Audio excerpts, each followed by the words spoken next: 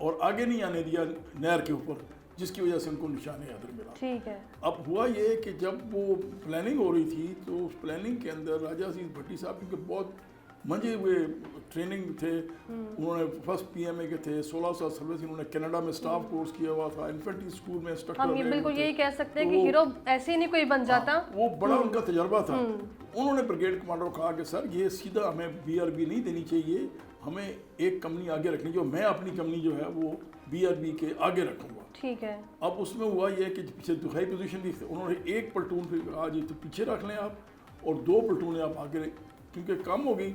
एक प्लेटून फिर 12 पंजाब की सुल्तान आलम ज़ेब थे, जिनको बाद में 17 जरूरत हमारे सीओ साहब ने रिकमेंड किया, उन्होंने कहा उनको 17, वो 3 प्लेटूनें ले के राजा अजीज़ भट्टी साहब, उनमें से एक प्लेटून भी थी ब्रिगेडियर रहमान सेकंड लेफ्टिनेंट, उनको कमांड में दी, एक और जैसे थे उनको, और एक ये सुल्तान आलम ज़ेब साहब, और ख़ुद वो बरकी गांव के बिल्कुल आगे एक चुबारा था जी, उसके उधर उन्होंने कंपनी हेडक्वार्टर बनाया और वहीं से वो 5 दिन यानी कि 4 रातें और 5 दिन वहीं से लड़ते रहे। ठीक है। और उसकी अगर तस्वीरें अगर आपने देखी हों तो वो है कि उसके ऊपर डायरेक्ट टैंकों से फायर किया है जी। और वो तबाह हो गया अपना, और उसके ऊपर फिर हवाई जहाज से भी फायर किया इंडियन, लेकिन राजा अजीज भट्टी साहब डटे रहे वहाँ से।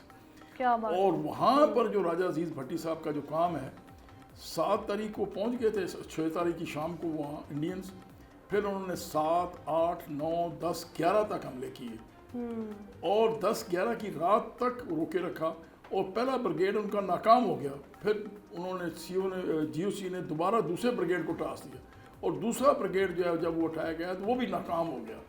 अब राजा जी भट्टी साहब को ऑर्डर मिला कि अभी आप विड्रॉ करें, तो 10-11 की रात को बहुत फियर्स फाइटिंग हुई। अगर आपने वो ड्रामा देखा हो तो उस ड्रामे में जो सीन दिखाया गया कि राजा अजीज भट्टी साहब वो वापस आ गए अपनी दोनों प्लेटूनों को लेके, लेकिन पता चला कि एक हमारा नास लाइक असमुतुल्लाह होता था जी, वो बड़ा अच्छा बॉक्सर था और कुछ लोग थे वो पीछे रह गए। अच्छा। तो जब राजा अजीज भट्टी साहब इस तरह आया तो उन्होंने कहा सर वो सेक्शन तो पीछे ही रह गया। उन्होंने कहा अच्छा। वो फिर अगर एक सीन देखा होगा आपने राजा अजीज भट्टी साहब का कि वो किश्ती में बैठ के वापस जा रहे हैं, वहाँ जाके उन्होंने फिजिकली बैनेट चार्ज किया और लाशें लेकर आए और जो जख्मी थे ठीक है उनको उन्होंने लेकर आए। ये एक है। और ये जो निशान हैदर उनको मिला है वो 4 रातें और 5 दिन जंग करने की उनको मिले हैं।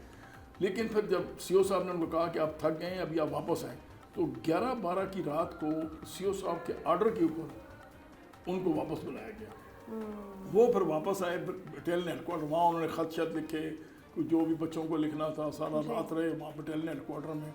वहीं पर उन्होंने वो ड्यूटी वाला का जो ड्रामे में दिखाया हमारे असिस्टेंट साहब के साथ किया।